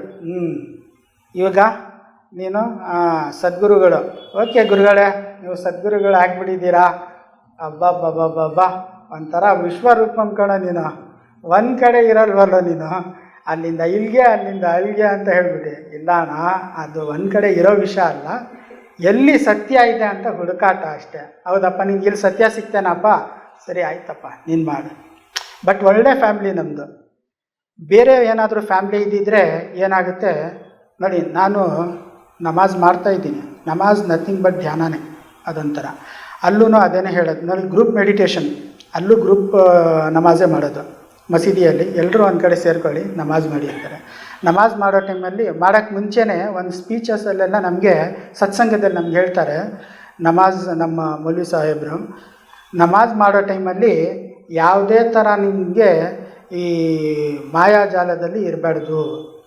ಯಾವುದೇ ನಿಮ್ಮ ಕೆಲಸದ ಬಗ್ಗೆ ಮತ್ತು ನಿಮ್ಮ ಏನೇ ಒಂದು ಏನು ಹೇಳೋದು, ನಮ್ಮ ಒಳಗಡೆ ಆಲೋಚನೆಗಳು ಬರ್ತಾ ಇದ್ದರೆ ಆ ಆಲೋಚನೆಗಳನ್ನ ಪಕ್ಕದ ಇಟ್ಬಿಟ್ಟು ಈ ನಮಾಜ್ ಮೇಲೆ ನಮ್ಮ ಧ್ಯಾನ ಬರಬೇಕು. ನಾವು ಮಾಡ್ತಾ ಇರೋದು ನಮಾಜು, ಅದ್ರ ಮೇಲೆ ಸಂಪೂರ್ಣವಾಗಿ ಜ್ಞಾನ ಇರಬೇಕು ಅಂತ ನೀವು ಆಲೋಚನೆಗಳನ್ನ ಎಲ್ಲ ತೆಗೆದ್ಬಿಟ್ಟು ಬರೀ ನಮಾಜ್ ಮೇಲೆ ಕಂಪ್ಲೀಟಾಗಿ ನೀವು ನಿಮ್ಮ ಧ್ಯಾನನ ಕೊಟ್ಬಿಟ್ಟು ನಮಾಜ್ ಮಾಡಬೇಕು ಅಂತ ಹೇಳ್ತಾರೆ. ಸೊ ಅದೇನದು ಧ್ಯಾನನೇ ಐತಲ್ಲ, ಅಲ್ಲಿಗೆ ಏನು ವ್ಯತ್ಯಾಸ ಇಲ್ಲ, ಅದು ಧ್ಯಾನನೇ. ಅವರು ನಾವು ಆಮೀನ್ ಅಂತ ಏನು ಹೇಳೋದಂದರೆ, ಇದನ್ನು ಕುರಾನ್ನ ಓದ್ತಾರೆ. ಅದರಲ್ಲಿ ಕುರಾನಲ್ಲಿ ಏನು ಹೇಳ್ತಾನೆ, ನಾನು ಯಾವುದೇ ಒಂದು ತಪ್ಪು ಕೆಲಸಗಳನ್ನ ಮಾಡಲ್ಲ, ತಪ್ಪ ಆಹಾರವನ್ನು ತಿನ್ನಲ್ಲ, ಒಬ್ಬರಿಗೆ ನಾವು ಬೈಯಲ್ಲ, ಮತ್ತು ನಾವು ಯಾವಾಗಲೂ ಕ್ಷಮೆ ಇದರಲ್ಲಿ ಇರಬೇಕು. ನಾನು ಹೇಳಿದ್ನಲ್ಲ, ಈಗ ಕ್ಷಮೆ ಇರಬೇಕು, ನಂಗೆ ಕ್ಷಮಿಸ್ಬಿಡು. ನಾವು ಕ್ಷಮಾಪಣೆ ಕೇಳ್ಕೋಬೇಕು ಮತ್ತು ಕ್ಷಮಿಸ್ಬೇಕು, ಇದೆಲ್ಲ ಹೇಳ್ತಾರಲ್ಲ, ಈ ಥರ ಎಲ್ಲ ಮಾಡಬೇಕು. ಮತ್ತು ನಾವು ಈ ಧ್ಯಾನ ಮಾರ್ಗವನ್ನು ಬಿಟ್ಟು, ನಮಾಜನ್ನು ಈ ಮಾರ್ಗವನ್ನು ಬಿಟ್ಟು ಬೇರೆ ಯಾವ ಮಾರ್ಗವನ್ನು ನಾವು ಅನುಸರಿಸಲ್ಲ. ಸರಿ ಆಯಿತು, ಆಮೀನ್, ನಾನು ಅದನ್ನು ದೇವರೇ ನಾನು ಅದನ್ನು ಒಪ್ಕೊಳ್ತೀನಿ ಅನ್ನೋದೇ ಆಮೀನ್. ಅದು ದೇವ್ರದ್ದು ಪ್ರತಿಯೊಂದು ಇದಕ್ಕೆ ನಾವು ಒಪ್ಕೊಳ್ಳೋದೇ ಆಮೀನ್. ಇವಾಗ ಇಲ್ಲೂ ಅಷ್ಟೇ, ನಾವು ಪ್ರತಿಯೊಂದು ಧ್ಯಾನ, ಸಜ್ಜನ ಸಂಗತ್ಯ, ಸ್ವಾಧ್ಯಾಯ ಇದನ್ನು ಎಲ್ಲ ನಾವು ಒಪ್ಕೊಳ್ಳೋದೇ ಆಮೀನು. ಇವಾಗ ನಾನು ಆಮೀನ್ ಮಾಡಿದ್ದೀನಿ, ನೀವೆಲ್ಲರೂ ಆಮೀನ್ ಮಾಡಿದ್ದೀರಾ. ಆಮೀನ್ ಮಾಡಿದ್ದೀರಾ ಅಂದರೆ ನೀವೆಲ್ಲರೂ ಈ ಒಂದು ದಾರಿಗೆ ಒಪ್ಕೊಂಡ್ಬಿಟ್ಟಿದ್ದೀರಾ. ಒಪ್ಕೊಂಡಿದ್ದಕ್ಕೆ ತಾನೇ ಬಂದಿರೋದು. ಒಪ್ಕೊಂಡಿಲ್ಲ ಅಂದರೆ ಯಾರೂ ಬರೋಲ್ಲ. ಇಲ್ಲಪ್ಪ ಅದೆಲ್ಲ ಧ್ಯಾನ ಏನು ನಮಗೆ ಗೊತ್ತಾಗಲ್ಲ, ಅರ್ಥ ಆಗಲ್ಲ ಅಂತ ಹೇಳ್ಬಿಡ್ತೀವಿ. ಸೊ ಈ ಥರ ಒಂದು ಇಷ್ಟೊಂದು ನಂದು ಒಂದು ಅನುಭವಗಳು. ಮತ್ತು ಇನ್ನೊಂದು, ನಮ್ಮ ಅತ್ತೆಯವರು, ನಮ್ಮ ವೈಫವರು ತಾಯಿ, ಅವ್ರು ಬಂದ್ಬಿಟ್ಟು ಮೊನ್ನೆ ಒಂದು 1 ವೀಕ್ ಮುಂಚೆ ವಿಷಯ ಇದು. ಅದಕ್ಕೆ ಮುಂಚೆಯಿಂದನೇ ಅವರು ಇದಕ್ಕೆ ಉಮ್ರಾಗೆ ಹೋಗಬೇಕು ಅಂತ. ಉಮ್ರಾ ಅಂದರೆ ಇದು ಏನದು ಹಜ್ಜಿಗೆ ಹೋಗ್ತಾರಲ್ಲ, ಯಾತ್ರೆ, ತೀರ್ಥಯಾತ್ರೆ ನಮ್ಮದ್ರಲ್ಲಿ ಹೋಗ್ತಾರೆ ಹಜ್ಜಿಗಂತ. ಸೊ ಉಮ್ರಾ ಅಂತ ಹೇಳ್ತಾರೆ ಅದಕ್ಕೊಂದು. ಈ ನಾರ್ಮಲ್ ಟೈಮು, ಹಜ್ಜಿಗೆ ಬೇರೆ ಟೈಮ್ ಇರುತ್ತೆ, ಉಮ್ರಾ. ಬಟ್ ಎರಡೂ ಒಂದೇ, ಅಲ್ಲೇ ಹೋಗೋದು, ಒಂದೇ ಅದೇ ಜಾಗದಲ್ಲಿ. ಸೊ ಅವರು ಅಲ್ಲಿಗೆ ಹೋಗಬೇಕು ಅಂತ ಹೇಳ್ಬಿಟ್ಟು 85,000 ಕಟ್ಟಿದ್ದಾರೆ. ರಂಜಾನ್ ತಿಂಗಳಲ್ಲಿ ಹೋಗಬೇಕಂದ್ರೆ 1.5 ಲಕ್ಷ. ನೀವು ರಂಜಾನ್ ತಿಂಗಳಿಗಿಂತ ಮುಂಚೆ ಹೋದರೆ 85,000 ರೇಟ್ ಇರುತ್ತೆ ಅಲ್ಲಿಗೆ, ಫ್ಲೈಟ್ ಟಿಕೆಟ್ಸು, ಅಲ್ಲಿ ಇರೋ ಹೋಟ್ಲು ಎಲ್ಲದಕ್ಕೂ. ಸೊ 85,000 ಕೊಟ್ಟಿದ್ದಾರೆ ಪಾಪ ಅವರು. ಕೊಟ್ಬಿಟ್ಟು ವೀಸಾನು ಬರ್ತಾಯಿಲ್ಲ, ಟಿಕೆಟು ಬರ್ತಾಯಿಲ್ಲ, ದುಡ್ಡು ವಾಪಸ್ ಬರ್ತಾಯಿಲ್ಲ. ತುಂಬ ನನ್ಕೊಂಡ್ಬಿಟ್ಟು ತುಂಬ ಬೇಜಾರು ಮಾಡ್ಕೊಂಡ್ಬಿಟ್ಟಿದ್ರು. ಏನಪ್ಪ ಮಾಡೋದು, ಹಿಂಗಾಗ್ತಾ ಇದೆಯಲ್ಲ ನನ್ನ ಜೊತೆ ಅಂತ ಹೇಳ್ಬಿಟ್ಟು. ಸರಿ ನೀವೇನು ಮಾಡಬೇಡಿ ಅಮ್ಮ, ನೀವು ಬನ್ನಿ ಇಲ್ಲಿ, ಇಲ್ಲಿ ಕೂತ್ಕೊಳ್ಳಿ ಅಂದೆ. ಏನಪ್ಪ ಅಂದೆ. ಕೂತ್ಕೊಳ್ಳಿ ನೀವು ಅಂದೆ. ಕುಂಡ್ರಿಸ್ಬಿಟ್ಟೆ. 1 ಅವರ್ 1 ಗಂಟೆ ಒಂದು ಮ್ಯೂಸಿಕ್ ಹಾಕ್ತೀನಿ ನಾನು, ಧ್ಯಾನ ಮಾಡಿ. ಮುಂಚೆ ಒಂದು ಸಂಕಲ್ಪ ಮಾಡ್ಕೊಳ್ಳಿ, ನನ್ನ ವೀಸಾ ನನ್ನ ಟಿಕೆಟ್ ಸರಿಯಾದ ಟೈಮಿಗೆ ನನಗೆ ತಲುಪಿಸ್ಬಿಡಿ ದಯವಿಟ್ಟು ಮಾಸ್ಟರ್ಸ್ ಅಂತ ಕೇಳ್ಕೊಂಡು. ಯಾವುದೇ ಮಾಸ್ಟರ್ಸ್ಗಳಿಗೆ ನೀವು ಯಾವುದೇ ಒಲಿ ಅಲ್ಲ ಅಂದರೆ ಮಾಸ್ಟರ್ಸ್ ಅಷ್ಟೇ. ನಮ್ಮದರಲ್ಲಿ ಇರ್ತಾರಲ್ಲ ಒಲಿ ಅಲ್ಲ, ಎಲ್ಲ ಒಂದೇ, ಎಲ್ಲ ಮಾಸ್ಟರ್ಸ್ ಕಾರಣ ನೀವು ಕೇಳ್ಕೊಳ್ಳಿ ಅವ್ರ ಹತ್ರ. ಕೇಳ್ಕೊಂಬಿಟ್ಟು ನೀವು ಧ್ಯಾನ ಮಾಡಿ. ನೀವು 1 ಅವರಲ್ಲಿ ನೀವು ಈ ಧ್ಯಾನದಲ್ಲಿ ನಿಮ್ಗೆ ಎಲ್ಲೇ ಬಾಡಿಯಲ್ಲಿ ನಿಮ್ಮ ಏಜಿಗೆ ಪಾಪ ನೋವು ಆಗ್ಬೋದು. ನಾನು ಫಸ್ಟೇ ಹೇಳ್ತಾ ಇದ್ದೀನಿ, ಯಾವುದೇ ಕಾಲಲ್ಲಿ ಸೊಂಟದಲ್ಲಿ ಏನು ನೋವಾದ್ರೂ ಕಣ್ಣು ಮಾತ್ರ ಬಿಡಬಾರ್ದು. 1 ಅವರ್ ಆಗೋವರೆಗೆ ತಡ್ಕೋಬೇಕು ನೀವು ದಯವಿಟ್ಟು. ನಿಮ್ಗೇನು ಸಿಗಬೇಕು ದೇವರು ನಿಮಗೆ ಕೊಡಿಸ್ತಾನೆ, ಆ ಮಾಸ್ಟರ್ಸ್ ನಿಮಗೆ ಕೊಡಿಸ್ತಾರೆ. ಭಯ ಪಡಬೇಡಿ. ನಿಮ್ಮ 85,000 ಹೋಗಲ್ಲ, ಏನೂ ಹೋಗಲ್ಲ, ಎಲ್ಲ ಸಿಗುತ್ತೆ, ದಯವಿಟ್ಟು ಮಾಡಿ ಅಂತ ಕುಂಡಿಸ್ಬಿಟ್ಟೆ. ಅವ್ರ ಪಾಪ ಏನು ಹೇಳ್ತಾರೆ, ಅವ್ರ ಮಗಳ ಗಂಡ ಅಲ್ಲ, ಸರಿ ಪಾಪ ಹೇಳ್ತಾ ಇದ್ದಾನೆ ಏನೋ ಒಪ್ಕೊಬಿಡೋಣ ಅಂತ ಅವರು ಇದು ಮಾಡೋಕ್ಕೆ ಹೋಗಲ್ಲ. ಎಲ್ಲೋ ಒಂದು ಇವನು ನಮ್ಮ ಅಳಿಯ ಚೆನ್ನಾಗಿದ್ದರೆ ಸಾಕು, ಅವನಿಗೆ ಸಂತೋಷ ಸಿಕ್ಕಿದ್ರೆ ಸಾಕು ಅನ್ನೋ ಥರನೂ ಇರುತ್ತೆ ಅವ್ರ ಒಳಗಡೆ ಪಾಪ. ಸರಿ ನೋಡೋಣಪ್ಪ, ಇದು ಒಂದು ಮಾಡೋಣ ಬಿಡು, ನೀನು ಹೇಳ್ತಾ ಇದೆಯಾ ಅಂತ ಹೇಳ್ಬಿಟ್ಟು ಮ್ಯೂಸಿಕ್ ಹಾಕ್ಬಿಟ್ರೆ ಕುಂಡ್ರಿಸ್ಬಿಟ್ಟೆ. ಪಾಪ ಕೈ ಕಾಲು ನೋವು ಬಂತು ಅನಿಸುತ್ತೆ, ಸ್ವಲ್ಪ ಶೇಕ್ ಮಾಡಿದ್ದಾರೆ, ಬಟ್ ಅದು ಬಿಟ್ಟಿಲ್ಲ. 1 ಅವರ್ ಎಲ್ಲ ಮುಗಿದ ಮೇಲೆ ನಾನು ಕೇಳಿದೆ, ಧ್ಯಾನದಲ್ಲಿ ಏನು ಅನ್ನಿಸ್ತು, ಏನು ಅನುಭವ ಆಯಿತು ಸ್ವಲ್ಪ ಹೇಳಿ ನನಗೆ ಅಂದೆ. ಒಂದು ಧ್ಯಾನಕ್ಕೆ ಮುಚ್ಕೊಂಡು ಒಂದು 5-15 ನಿಮಿಷದೊಳಗಡೆ ಏನೋ ಒಂಥರ ಪರಿಮಳ ಬಂತಪ್ಪ. ಇಲ್ಲೆನ್ನೂ ಈ ಕಣ್ ತೆಗೆದ್ರೆ ಎಲ್ಲೂ ಇಲ್ಲ ಪರಿಮಳ, ಅದು ಬರೀ ಆ ಧ್ಯಾನದಲ್ಲೇ ನನಗೆ ಆ ಪರಿಮಳ ಬಂತು. ತುಂಬ ಚೆನ್ನಾಗಿ ಒಳ್ಳೆ ಪರಿಮಳ, ತುಂಬ ಸಂತೋಷ ಆಯಿತು ನನಗೆ ಅಂದರೆ. ನಾನು ಹೇಳಿದೆ, ಯಾರೋ ಮಾಸ್ಟರ್ಸ್ ಬಂದಿರ್ಬೋದು, ಅದಕ್ಕೋಸ್ಕರನೇ ಆ ಥರ ಒಳ್ಳೆ ಪರಿಮಳ ಬಂದಿರೋದು. ತುಂಬ ಒಳ್ಳೆ ಪುಣ್ಯವಂತರು ನೀವು, ತುಂಬ ಒಳ್ಳೆ ಕೆಲಸ ಮಾಡಿದ್ದೀರಾ. ಮತ್ತು ಏನು ನೋಡಿದ್ರಿ ಅಂದರೆ, ನಾನು ಈ ಹಜ್ ಉಮ್ರಾ ಏನಿದೆ ಹೋಗ್ತೀವಲ್ಲ, ಅಲ್ಲೆಲ್ಲ ಏನು ಮಾಡಬೇಕು ಅದೆಲ್ಲ ನೋಡ್ತಾ ಇದ್ದೀನಿ. ಹೋಗ್ಬಿಟ್ಟು ಅಲ್ಲಿ ಹೋಗ್ಬಿಟ್ಟು ನಾನು ಏನು ಅದು ಮಾಡಬೇಕು ರಿಲೀಜಿಯಸ್ಸು ಅದೆಲ್ಲ ನೋಡ್ತಾ ಇದ್ದೀನಿ. ತುಂಬ ಸಂತೋಷ ಆಯಿತು ಅಲ್ಲಿ ಹೋಗಿದ್ದು ನನಗೆ. ಸರಿ ಆಯ್ತು ಬಿಡಿ, ಕರ್ಕೊಂಡು ಹೋಗ್ತಾರೆ ಮಾಸ್ಟರ್ಸ್, ನಿಮಗೆ ಧ್ಯಾನದಲ್ಲಿ ಕರ್ಕೊಂಡು ಹೋಗಿದ್ದಾರೆ, ಇನ್ನು ಫಿಸಿಕಲಿನೂ ಕರ್ಕೊಂಡು ಹೋಗ್ತಾರೆ. ಏನು ನೀವು ಭಯ ಪಡಬೇಡಿ, ಸುಮ್ಮನಿದ್ಬಿಡಿ. ಒಂದು ಟೈಮ್ ಕೊಡಿ, ಒಂದು ಸ್ವಲ್ಪ ದಿವಸ ಟೈಮ್ ಕೊಡಿ, ತಿಂಗಳಾನ್ಗಟ್ಟಲೆ ಬೇಡ, ನಿಮ್ಮ ದುಡ್ಡು ಎಲ್ಲೂ ಹೋಗಲ್ಲ, ಭಯ ಪಡಬೇಡಿ. ಸ್ವಲ್ಪ ದಿವಸ ಟೈಮ್ ಕೊಡಿ, ನಿಮ್ಮ ಟೈಮ್ ಕರೆಕ್ಟಾಗಿ ಅವ್ರು ಕರ್ಕೊಂಡು ಹೋಗ್ತಾರೆ ಅಂದೆ. ಕರೆಕ್ಟಾಗಿ ಇವಾಗ 1 ವಾರದ ಮುಂಚೆ ಅವ್ರಿಗೆ ವೀಸಾ ಬಂತು, ಟಿಕೆಟ್ ಬಂತು. ರಂಜಾನ್ ತಿಂಗಳು ತುಂಬ ಇಂಪಾರ್ಟೆಂಟ್. ಇನ್ನೊಂದು ಎಲ್ಲ ಬಂದಮೇಲೆ ಇದು ಬಂದ್ಬಿಟ್ಟು ಇನ್ನೊಂದು ಏನಂದರೆ, ರಂಜಾನ್ ತಿಂಗಳಲ್ಲಿ 1.5 ಲಕ್ಷ ಇವ್ರಿಗೆ 85,000ಗೆ ಕರ್ಕೊಂಡು ಹೋಗ್ಬಿಟ್ಟ.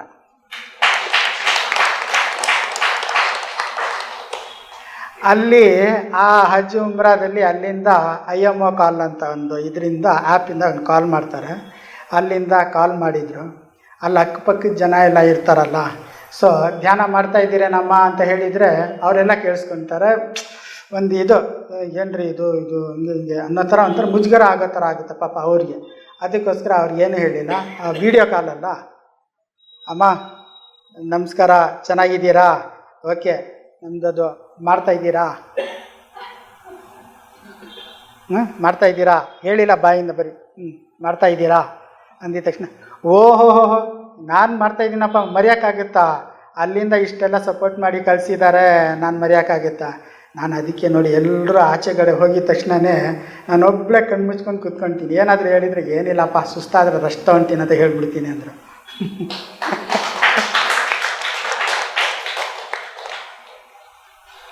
ಮತ್ತು ನಮ್ಮ ಮಕ್ಕಳು ಧ್ಯಾನ ಮಾಡ್ತಾರೆ, 5 ನಿಮಿಷ 10 ನಿಮಿಷ ಎಷ್ಟೊತ್ತಾಗುತ್ತೆ ಅಷ್ಟು ಮಾಡ್ತಾರೆ ಮಕ್ಕಳು. ಅವ್ರಿಗೆ ನನ್ನ ಮಕ್ಕಳನ್ನ ಪಾರ್ಕ್ ಕರ್ಕೊಂಡೋಗಪ್ಪ ಅಂತ ಹೇಳಿದರು. ಮಕ್ಕಳ ಅನುಭವ ಇದು, ನಂದಲ್ಲ, ಮಕ್ಕಳದ್ದು ಅನುಭವ. ಸೊ ಮಕ್ಕಳಿಗೆ ಪಾರ್ಕಿಗೆ ಕರ್ಕೊಂಡೋದೆ. ಎಲ್ಲೂ ಇಲ್ಲ, ನಮ್ಮ ಜಯಮಹಲ್ ಪಾರ್ಕು.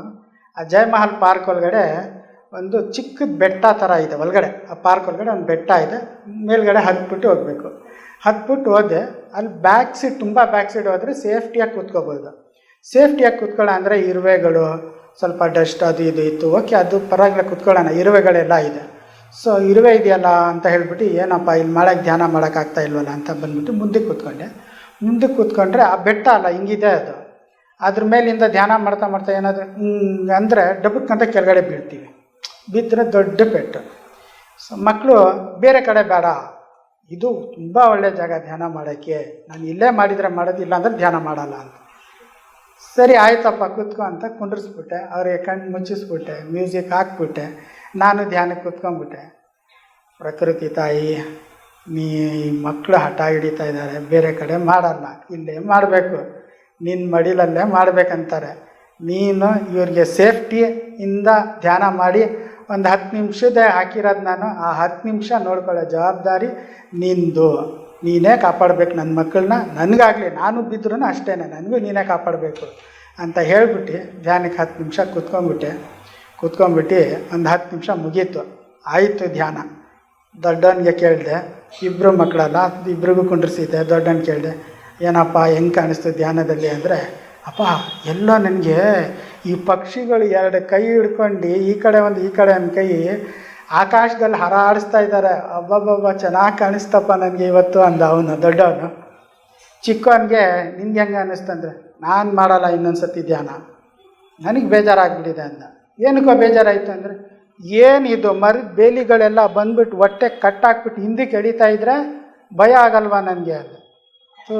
ಈ ನನ್ನ ಮಗನ ಭಯ ಯಾಕೋ ಪಡ್ತೀಯ ನೀನು, ಆ ಪ್ರಕೃತಿ ತಾಯಿ ನೀನು ಬಿದ್ದೋಗ್ಬಿಡ್ತೀಯ ಅಂತ, ಹಿಂಗೆ ಇರೋದು ನೀನು ಮುಂದೆ ಹೋಗ್ಬಿಟ್ಟು ಬೀಳ್ತೀಯ ಅಂತ ನಿನಗೆ ಇದು ಬೇಲಿಗಳೆಲ್ಲ ಹಾಕಿ ಕಟ್ಟಿ ಹಿಂದಕ್ಕೆ ಎಳಿತಾ ಇದ್ದಿದ್ದು, ನನಗೆ ಉಳ್ಸೋಕ್ಕೆ ಮಾಡಿದ್ದು. ಓಕೆ ಹಂಗಾದ್ರೆ ಮಾಡ್ತೀನಿ, ಪರವಾಗಿಲ್ಲ ಅಂತ ಹೇಳ್ಬಿಟ್ಟು ಈ ನನ್ನ ಮಕ್ಕಳು ಧ್ಯಾನ ಇದು, ಅವ್ರ ಅನುಭವಗಳಿದು.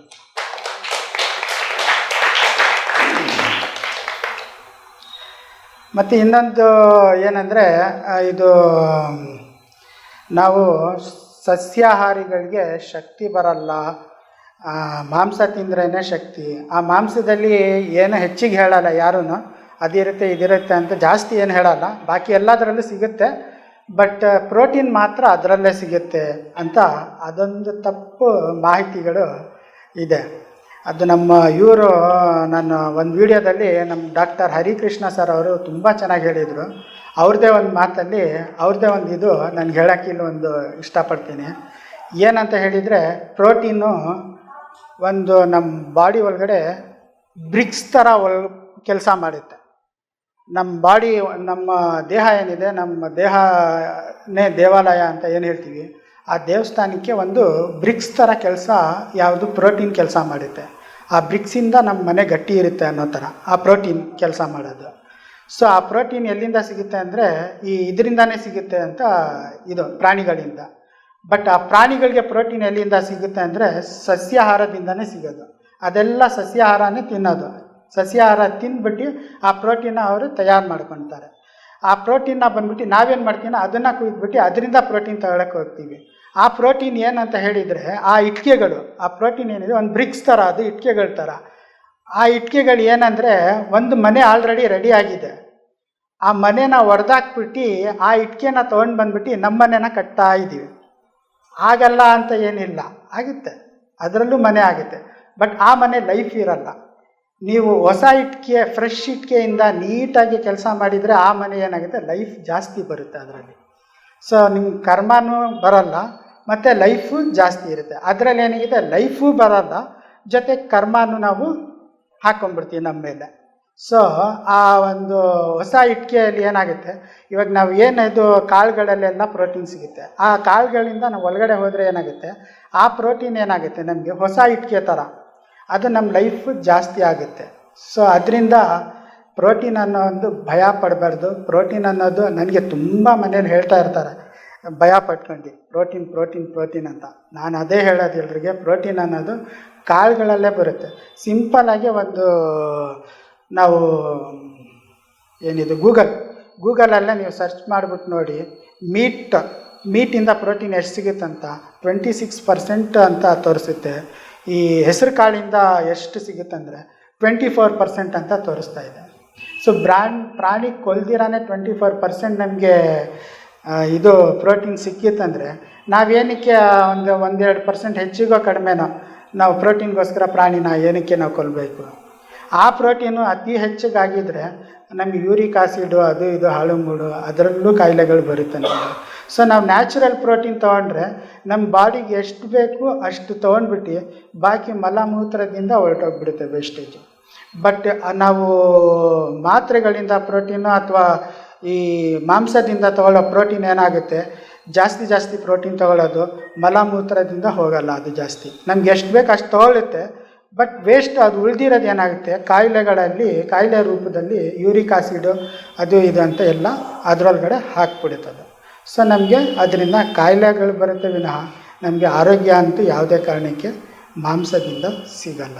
ಅದೊಂದು ತಪ್ಪು. ಇದು ದಯವಿಟ್ಟು ಪ್ರತಿಯೊಬ್ಬರು ಯಾರಾದರೂ ಹೊಸಬ್ರು ಬಂದಿದ್ರು ಮಾಂಸ ತಿಂತಾಯಿದ್ರು ಇನ್ಮೇಲಾದರೂ ಸಸ್ಯಾಹಾರನ ಅನುಸರಿಸ್ಕೊಳ್ಳಿ, ಮತ್ತು ಧ್ಯಾನನ ಅನುಸರಿಸ್ಕೊಳ್ಳಿ, ಮತ್ತು ಸಜ್ಜನ ಸಾಂಗತ್ಯನ ಅನುಸರಿಸ್ಕೊಳ್ಳಿ. ಧ್ಯಾನ ಜಗತ್, ಪಿರಮಿಡ್ ಜಗತ್, ಸಜ್ಜನ ಸಾಂಗತ್ಯ ಇದೆಲ್ಲ ನಾವು ಮಾಡೋಣ. ನಾವೆಲ್ಲರೂ ಸೇರಿ ಈ ಕೆಲಸ ಮಾಡೋಣ. ಇದಿಷ್ಟು ನನಗೆ ಮಾತಾಡೋಕ್ಕೆ ಅವಕಾಶ ಮಾಡಿಕೊಟ್ಟಿರೋ ನಮ್ಮ ಎಲ್ಲ ಇಲ್ಲಿ ಕೂತ್ಕೊಂಡಿರಿ ಮತ್ತು ಇಲ್ಲೆಲ್ಲ ತಾಳ್ಮೆಯಿಂದ ಕೇಳ್ತಾ ಇರೋ ಎಲ್ಲ ಮಾಸ್ಟರ್ಸ್ಗಳಿಗೆ ನನ್ನ ನಮಸ್ಕಾರಗಳು, ನನ್ನ ಧನ್ಯವಾದಗಳು. ಮತ್ತು ನನಗೆ ಅವಕಾಶ ಮಾಡಿಕೊಟ್ಟಿರೋ ಈ PMC ಚಾನಲ್ಲು ಮತ್ತು ವಿರೂಪಾಕ್ಷ ಸರ್ ಅವ್ರಿಗೂ ನನ್ನ ನಮಸ್ಕಾರಗಳು. ಮತ್ತು ನಮ್ಮ ಗುರುಗಳಾದ ಸುಭಾಷ್ ಪತ್ರಿಜಿ ಗುರುಗಳಿಗೆ ಮತ್ತು ಸ್ವರ್ಣಮಾಲಾ ಪತ್ರಿಜಿ ಅಮ್ಮವ್ರಿಗೆ ನನ್ನ ನಮಸ್ಕಾರಗಳು, ಧನ್ಯವಾದಗಳು. ಮತ್ತು ಇಲ್ಲಿ ಬಂದಿರೋ ಪ್ರತಿಯೊಬ್ಬರು ಸೀನಿಯರ್ ಮಾಸ್ಟರ್ಸ್ಗಳಿಗೆ ಎಲ್ರಿಗೂ ನನ್ನ ನಮಸ್ಕಾರ ಮತ್ತು ಧನ್ಯವಾದಗಳು ಸರ್. Thank you.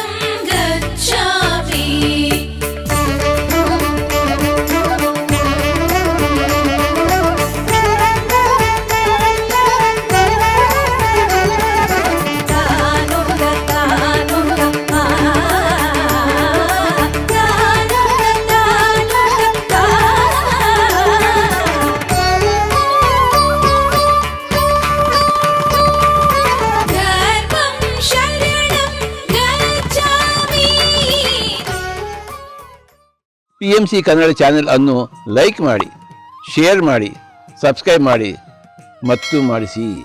ಎಲ್ಲರಿಗೂ ಧನ್ಯವಾದಗಳು.